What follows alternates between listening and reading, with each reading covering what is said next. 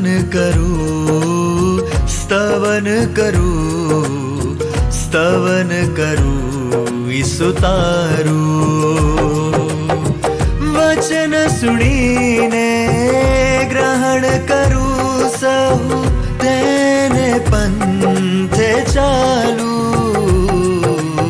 સ્તવન કરું, સ્તવન કરું, સ્તવન કરું ઈસુ તારું.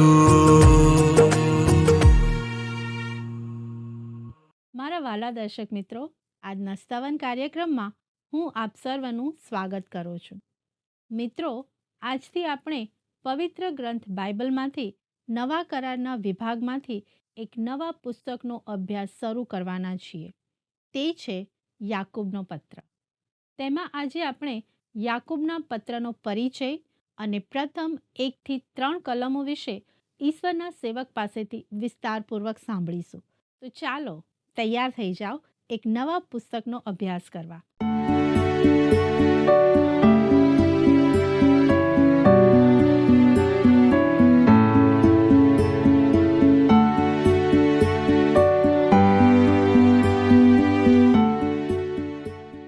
નમસ્કાર મિત્રો, આજના સ્તવન કાર્યક્રમમાં આપ સર્વનું સ્વાગત કરતા મને ખૂબ આનંદ થાય છે.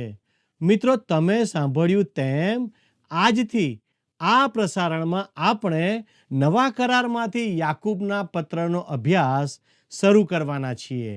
નવા કરારમાં જેને પ્રચલિત પત્રો અથવા સામાન્ય પત્રો તરીકે ઓળખવામાં આવે છે, તે શ્રેણીમાં યાકૂબ, પહેલો અને બીજો પિત્તરનો પત્ર, પહેલો, બીજો અને ત્રીજા યોહાનનો પત્ર અને યહૂદાના પત્રનો સમાવેશ થાય છે. તે સામાન્ય પત્રોમાંનો આ પ્રથમ પત્ર છે. આ પત્રોને પ્રચલિત પત્રોનું બિરુદ તેમની વૈશ્વિક સ્વીકૃતિ અને તે કોઈ ચોક્કસ વ્યક્તિ કે ચોક્કસ મંડળીને ઉદ્દેશીને લખાયા ન હોવાને કારણે આપવામાં આવ્યું છે. તેના લેખક અંગે મોટી સમસ્યા જોવા મળે છે. મિત્રો, યાકૂબ તેનો લેખક છે, તેની સામે કોઈ પ્રશ્નાર્થ નથી. પણ કયો યાકૂબ તેનો લેખક છે? કેટલાકે નવા કરારમાં 4 વ્યક્તિઓને યાકૂબ તરીકે ઓળખ્યા છે. મારા મતે 3ને સ્પષ્ટ રીતે ઓળખી શકીએ છીએ. એક, યાકૂબ યોહાનનો ભાઈ અને જબ્દીના દીકરાઓમાંના એક. તે બંનેને આપણા પ્રભુએ ગર્જનાના દીકરાઓ કહ્યા હતા. તમે તે માર્ક અનુસાર શુભ સંદેશ તેનો 3 અધ્યાય 17મી કલમમાં મળશે.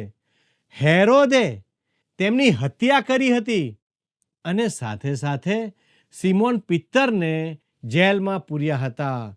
તમે તે બાબતને પ્રેરિતોના કૃત્યો 12મો અધ્યાય 1 અને 2 કલમમાં જોઈ શકશો. બીજી વાર આપણે યાકૂબને જોઈએ છીએ. તે આલ્ફીના દીકરા હતા, જે નાના યાકૂબ તરીકે પ્રખ્યાત હતા. તમે તે માર્કની લખેલી સુવાર્તા તેનો 15મો અધ્યાય અને 40મી કલમમાં જોઈ શકશો. તેમનો ઉલ્લેખ પ્રેરિતોની નામાવલીમાં આવે છે, પણ તેમના વિશે માહિતી પ્રાપ્ત થતી નથી. તેથી તે આ પત્રના લેખક હોઈ શકે નહીં. ત્રીજી જગ્યા જ્યાં યાકૂબ આપણને મળે છે, તે પ્રભુ ઈસુના ભાઈ. તેઓ યુસફ અને મરિયમના દીકરા હોવાને કારણે તેઓ પ્રભુ ઈસુના સહોદર બન્યા. વહાલાઓ, માથીની લખેલી સુવાર્તા 13મો અધ્યાય અને 55મી કલમમાં આપણે વાંચીએ છીએ. શું એ સુથારનો દીકરો નથી? એની માનું નામ મરિયમ નથી શું? અને શું યાકૂબ તથા યુસુફ તથા સિમોન તથા યહૂદા તેના ભાઈઓ નથી? શરૂઆતમાં પ્રભુના ભાઈઓએ તેમના પર કોઈ પણ પ્રકારનો વિશ્વાસ કર્યો ન હતો. પણ સમય આવ્યો કે યાકૂબ યરૂશાલેમની મંડળીના આગેવાન બન્યા. પ્રેરિતોના કૃત્ય 15માં જણાય છે કે તેમની અધ્યક્ષતામાં યરૂશાલેમની મંડળીમાં પ્રખ્યાત ધર્મસભા મળી હતી. છેવટે પવિત્ર આત્માની દોરવણીમાં તેમણે તેના સાર રૂપે નિર્ણય કર્યો. મિત્રો, હું માનું છું કે પાઉલે ગલાતીઓનો પત્ર તેનો 2 અધ્યાય અને 9મી કલમમાં તેમનો ઉલ્લેખ કર્યો છે. અને જ્યારે તેઓએ મને અનુગ્રહ પ્રાપ્ત થયેલો જોયો, ત્યારે યાકૂબ, કેફા તથા યોહાન, જેઓ મંડળીના સ્તંભ જેવા ગણાતા હતા, તે દરેકે મારો તથા બારનાબાસનો પ્રેરિત તરીકે સત્કાર કર્યો, જેથી અમે વિદેશીઓની પાસે જઈએ અને તેઓ સુન્નતીઓની પાસે જાય. વહાલાઓ, આ યાકૂબને આપણે આ પત્રના લેખક તરીકે સ્વીકારીએ છીએ. આ પત્ર આશરે ઈસવીસન 45 થી 50ના સમયગાળામાં લખાયો હતો. કેટલાક એમ કહેતા હતા કે યાકૂબે તેનો પત્ર પાઉલના પત્રો સામે પ્રતિકાર કરવા લખ્યો હતો. તેઓ દલીલ કરે છે કે તેમણે કરણીઓ પર ભાર મૂક્યો છે, જ્યારે પાઉલે વિશ્વાસ પર ભાર મૂક્યો છે.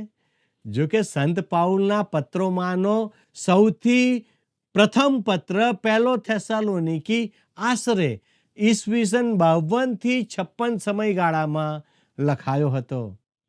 તેથી પાઉલનો પ્રથમ પત્ર લખાય તે પહેલા યાકૂબનો પત્ર, જે નવા કરારનું પ્રથમ લેખિત પુસ્તક હતું, તે લખાયું હતું. કેટલું સરસ! તે બહુ સ્પષ્ટ છે કે યાકૂબના પત્રનો વિષય કરણીઓ નહીં પણ વિશ્વાસ છે, જે સંત પાઉલના વિષય જેવો જ છે. પણ યાકૂબ વિશ્વાસથી શું ઉત્પન્ન થાય છે તે પર ભાર મૂકે છે. પાઉલ અને યાકૂબ બંને વિશ્વાસ અને કરણી વિશે મહત્તમ લખે છે. તેઓ વિશ્વાસથી ન્યાયપણાની 2 બાબતો રજૂ કરે છે. તે બંને સંત પાઉલના લખાણોમાં પણ સ્પષ્ટ જોવા મળે છે. એક, વિશ્વાસ આપણે કૃત્યોને કારણે ન્યાયી ઠરતા નથી. પાઉલ એફેસીઓનો પત્ર 2 અધ્યાય 8 અને 9માં લખે છે, કેમ કે તમે કૃપાથી વિશ્વાસ દ્વારા તારણ પામેલા છો, અને એ તમારાથી નથી, એ તો દેવનું દાન છે, કરણીઓથી નહીં, રખેને કોઈ અભિમાન કરે.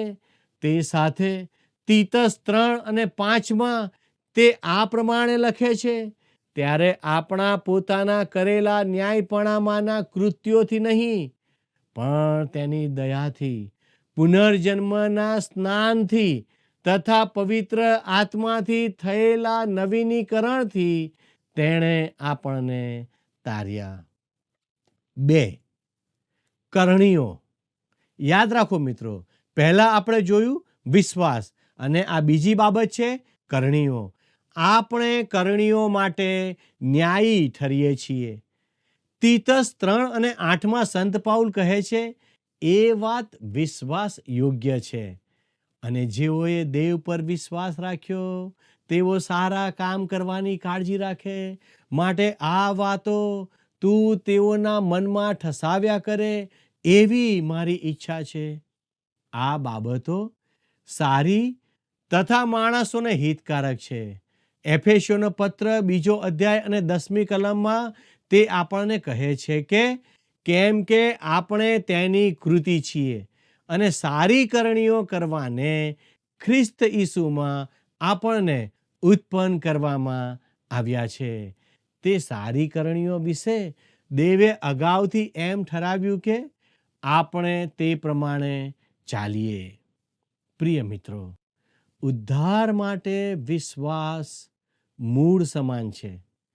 તેથી પાઉલ તે બાબત પર ભાર મૂકે છે, જ્યારે કરણીઓ ઉદ્ધારનું ફળ છે, તેથી તેના ઉપર યાકૂબ ભાર મૂકે છે.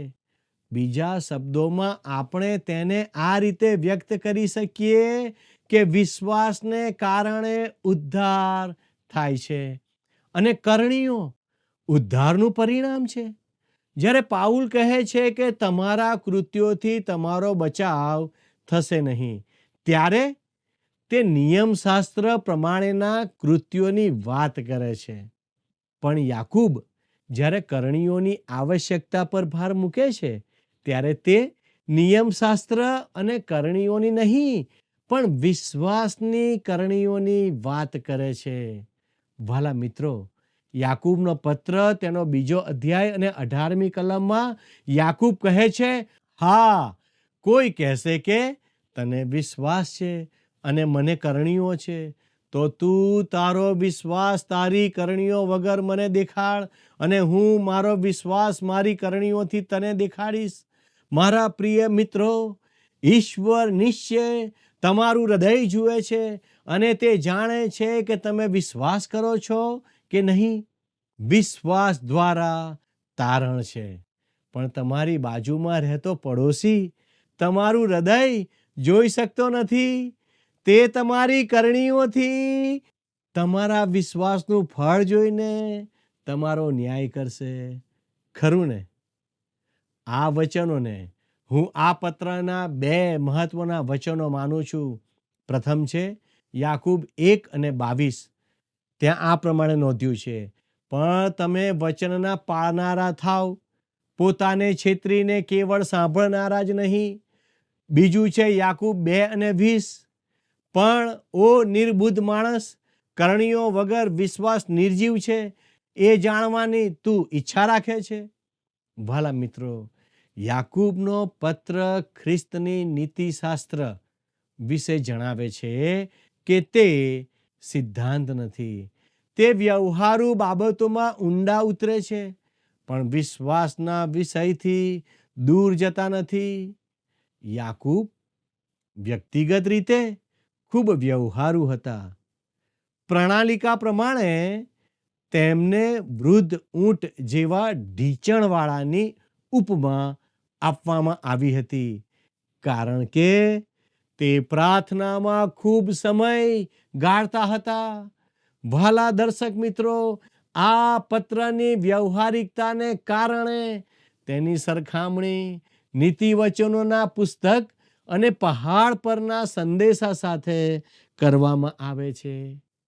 ભલાઓ, યાકૂબ દલીલ કરે છે કે વિશ્વાસથી મળતું ન્યાયીકરણ કરણીઓથી પ્રદર્શિત થાય છે.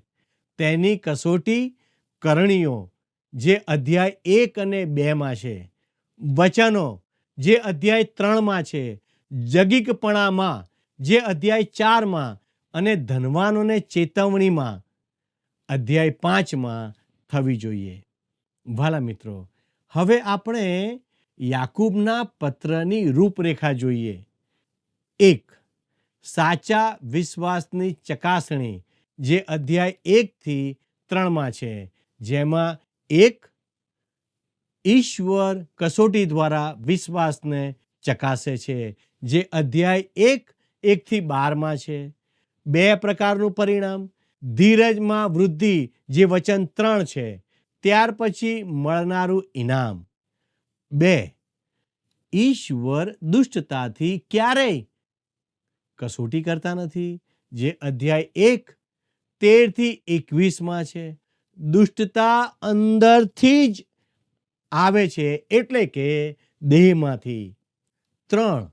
ઈશ્વર વચન દ્વારા વિશ્વાસની કસોટી કરે છે, માણસોના શબ્દોથી નહીં, જે અધ્યાય 1:22-27મી કલમ સુધી મળે છે. માન્યતા નહીં, પણ કૃત્યો વિશ્વાસની આખરી કસોટી છે. ફક્ત જાણકારી હોવી પૂરતી નથી. 4. ઈશ્વર માણસની કસોટી તેની વર્તણૂકથી અને બીજી વ્યક્તિઓને માન આપવાથી કરે છે, જે અધ્યાય 2:1-13માં છે. અને 5. ઈશ્વર સુકૃત્યો દ્વારા વિશ્વાસની કસોટી કરે છે, અધ્યાય 2:14-26માં છે. ઇબ્રાહિમ સુકૃત્યોનું ઉદાહરણ છે, જે વચન 21માં છે. ઈશ્વર જીભ દ્વારા વિશ્વાસની કસોટી કરે છે, અધ્યાય 3માં છે. માણસના હૃદયમાં જે હશે તે તેના મુખમાંથી બહાર આવશે. હવે આપણે મુખ્ય મુદ્દા તરફ જઈએ તો મુખ્ય મુદ્દામાં 2જા નંબરનો મુદ્દો છે દુનિયાવી વાનાનું ખાલીપણું અને નીરસતા, જે અધ્યાય દુનિયાવી વાનાને ઝઘડા અને કુસંપ સાથે ઓળખવામાં આવ્યા છે. વચન 1 અને 2માં છે. અને મુખ્ય બાબતોમાં ત્રીજી બાબત, ધનવાનોનો સંતાપ, ખ્રિસ્તના તોળાઈ રહેલા આગમનનું મૂલ્ય, જે અધ્યાય 5માં છે.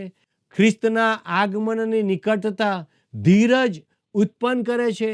વચન 7 અને 8.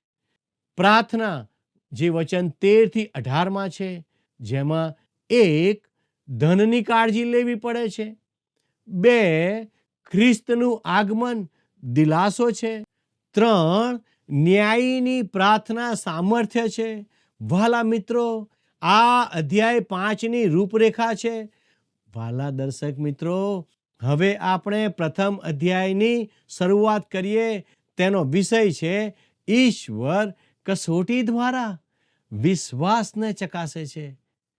ઈશ્વર દુષ્ટતાથી ક્યારેય કસોટી કરતા નથી.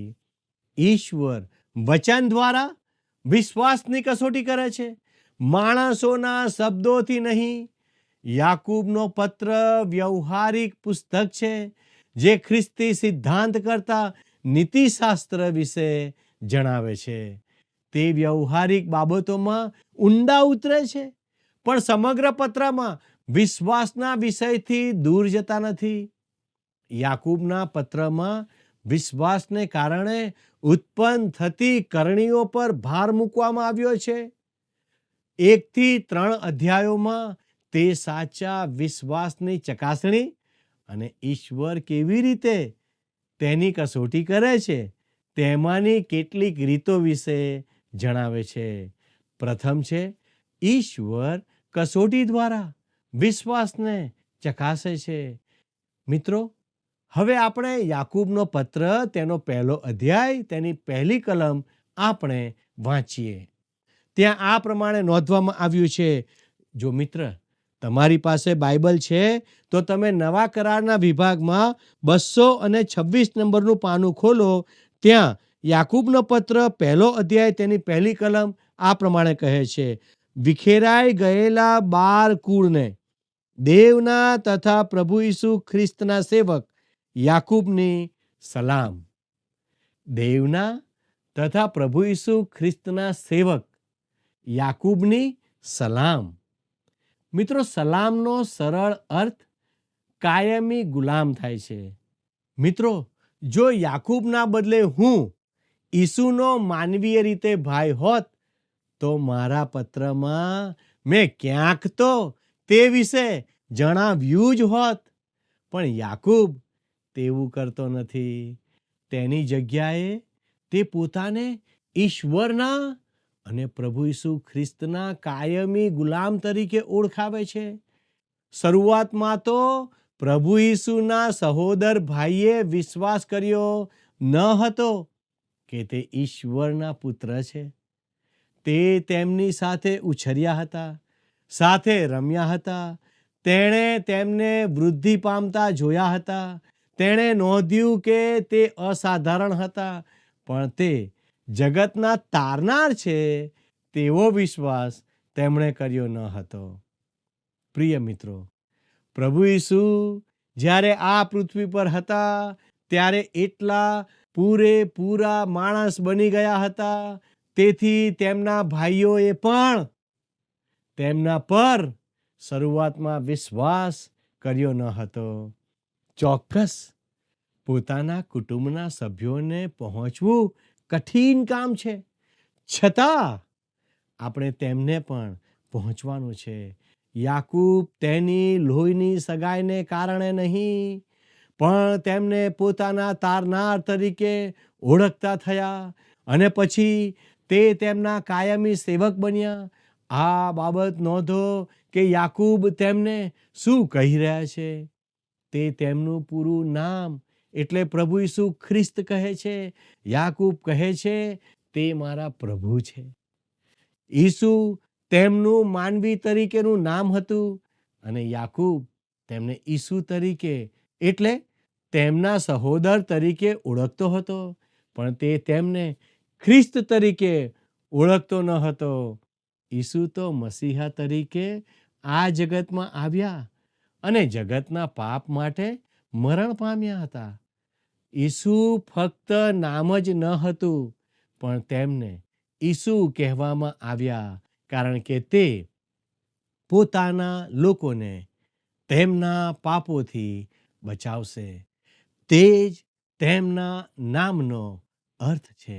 વિખેરાઈ ગયેલા બારે કુળને સલામ. તે સમજી શકાય તેવું છે કે યાકૂબ ઇસ્રાયેલમાં રહેલા વિશ્વાસીઓ વિશે વાત કરી રહ્યા છે. યાકૂબ તે સમયના યહૂદી વિશ્વાસીઓને લખી રહ્યા છે. કેટલાક વિદેશીઓ પણ વિશ્વાસી બન્યા અને ત્યાર પછી આજનું તુર્કી, જ્યાં રોમન સામ્રાજ્ય હતું, ત્યાં ધર્મ જાગૃતિ ફાટી નીકળી. તેમાં એશિયા માઇનોરની 7 મંડળીઓ આવેલી હતી. પરંતુ સ્વાભાવિક છે કે આ બધું બન્યા પહેલા યાકૂબ આ લખી રહ્યા હતા. તેથી તે યહૂદી વિશ્વાસીઓને સંબોધી રહ્યા છે, વિખેરાઈ ગયેલા બારે કુળોને. વાલા મિત્રો, આજે લોકો ઇસ્રાયેલના ખોવાઈ ગયેલા 10 કુળોની વાત કરે છે, પરંતુ ખરેખર તો કોઈ કુળ ખોવાઈ ગયું નથી. ઈશ્વરે તેમને આખી દુનિયામાં વિખેરી નાખ્યા. તેઓ પૃથ્વીના દરેક ખંડમાં જોવા મળે છે. રશિયા, ચીન વગેરે દેશોમાં તેમની મોટી વસ્તી જોવા મળે છે. તેઓ વિદેશોમાં વિખેરાઈ ગયા છે. યાકૂબે તેનો પત્ર તે સમયના વિખેરાઈ ગયેલા યહૂદીઓને લખ્યો છે. સલામ ચોક્કસ અનુવાદ નથી, પણ ગ્રીકમાં તેનો શબ્દસહ અનુવાદ આનંદ થાય છે. તે તેમને લખે છે અને કહે છે આનંદ. યાકૂબ મનમાં કડવાશ સાથે જીવતો નથી. તે તો બહુ જિંદાદિલ માણસ હતો. હવે યાકૂબ અસાધારણ સંજોગોમાં આનંદ કરવાનું કહે છે. વાલા દર્શક મિત્રો, આવો યાકૂબનો પત્ર, તેનો 1 અધ્યાય અને 2 કલમને વાંચીએ. મારા ભાઈઓ, જ્યારે તમને તરહે તરહેના પરીક્ષણો થાય છે, ત્યારે તેમાં પૂરો આનંદ માણો. અહીં તરહે તરહેના પરીક્ષણોનો અર્થ વિવિધ પ્રકારના પરીક્ષણો. બીજા શબ્દોમાં, જ્યારે તમે મુશ્કેલી અનુભવો ત્યારે રડશો નહીં કે તમારી સાથે કશું ભયંકર થયું છે. તમારે આનંદ કરવાનો છે અને ખુશ થવાનું છે કે ઈશ્વર તે રીતે તમારી કસોટી કરી રહ્યા છે. આ પ્રશ્ન અવારનવાર પૂછવામાં આવે છે કે શું વિશ્વાસી વ્યક્તિ જીવનની કસોટીઓ અને ચિંતામાં આનંદ અનુભવી શકે છે? બહુ નિખાલસતાથી તેનો જવાબ કહું તો ના, ના, ના. પણ અહીં યાકૂબ એ વાત કહી રહ્યો નથી. લોકો ભક્તિપૂર્વક કહે છે કે તેમણે ઈશ્વરની ઈચ્છા સ્વીકારી છે, છતાં મોં નાનું કરીને અને અડધો દિવસ રડવામાં કાઢે છે. મારા પ્રિય મિત્ર, જ્યાં સુધી તમે આનંદ કરી શકતા નથી, ત્યાં સુધી તમે ઈશ્વરની ઈચ્છા સાથે સમાધાન કર્યું નથી. યાકૂબ વધુમાં આગળ સ્પષ્ટ જણાવે છે કે ઈશ્વર આપણને મુશ્કેલીમાં મૂકવા માટે મુશ્કેલીનો ઉપયોગ કરતા નથી. તે અંત નથી. હવે યાકૂબ 1 અને 3 જુઓ. કેમ કે તમે જાણો છો કે તમારા વિશ્વાસની પરીક્ષામાં પાર ઉતર્યાથી ધીરજ ઉત્પન્ન થાય છે. પ્રિય મિત્રો, તમે ઈશ્વર પર આધાર રાખી શકો છો. યાકૂબ અહીં મુશ્કેલી વિશે તમારા હૃદયનું વલણ કેવું છે તેની વાત કરે છે. અહીં ગ્રીક ભાષાના એવોરિસ્ટ કાળનો ઉપયોગ કરવામાં આવ્યો છે, જે સૂચવે છે કે કસોટીનું પરિણામ આનંદ છે. હિબ્રુ 12માં આપણે જોઈએ છીએ કે તે વિશ્વાસીના જીવનમાં શિક્ષાની પદ્ધતિનો ઉપયોગ કરે છે, જેનો શબ્દસહ અર્થ બાળકને તાલીમ આપવી એવો થાય છે. જો હેતુ સારો ન હોય તો કસોટી અર્થ વગરની, દુઃખ સંવેદના વગરનું અને પરીક્ષણ અર્તાર્કિક બની જાય છે. રોમન 8:28 જણાવે છે, વળી આપણે જાણીએ છીએ કે જેઓ દેવના ઉપર પ્રેમ રાખે છે, જેઓ તેના સંકલ્પ પ્રમાણે તેડાયેલા છે, તેઓને એકંદરે સઘળું હિતકારક નીવડે છે. જ્યારે આપણે પરીક્ષણ વિશે બાહ્ય દબાણોનો સામનો કરીએ છીએ અને આપણે પ્રતિકૂળતા, દુર્ઘટના અને પીડામાં હોઈએ, ત્યારે વિશ્વાસનું આપણું વલણ એવું હોવું જોઈએ કે ઈશ્વરે તેને કોઈ હેતુ માટે મંજૂરી આપી છે અને તેમની નજરમાં એક ઉચ્ચ અને ઉત્કૃષ્ટ ધ્યેય છે. આપણે સમજી શકીએ કે ઈશ્વર આપણા જીવનમાં કશુંક કરી રહ્યા છે. તેનો અર્થ એવો નથી થતો કે ઈશ્વરનો હેતુ છે, તે આપણે સમજી શકીશું, પણ આ વિશ્વાસની કસોટી છે. વિશ્વાસની કસોટીથી કયા હેતુઓ સિદ્ધ થાય છે? યાકૂબ આ પત્રમાં કહે છે કે કસોટી સાચા વિશ્વાસની હકારાત્મક સાબિતી છે. તે જ રીતે ઈશ્વર વિશ્વાસની કસોટી તેની પરખ માટે કરે છે કે તે સાચો છે કે નહીં. કોઈકે કહ્યું છે કે તે શોકના તેજાબથી વિશ્વાસના સિક્કાની કસોટી થાય છે. તેમાં ઘણું સત્ય છે. ઈશ્વર આપણા વિશ્વાસની ચોક્કસ હેતુ માટે કસોટી કરે છે, કેમ કે તમે જાણો છો કે તમારા વિશ્વાસની પરીક્ષામાં પાર ઉતર્યાથી ધીરજ ઉત્પન્ન થાય છે. આપણા જીવનમાં ધીરજ ઉત્પન્ન કરવાના હેતુથી ઈશ્વર આપણી કસોટી કરે છે. પ્રિય મિત્રો, ઈશ્વર આ બાબત સમજવા આપણ સર્વને સહાય કરે. આમેન.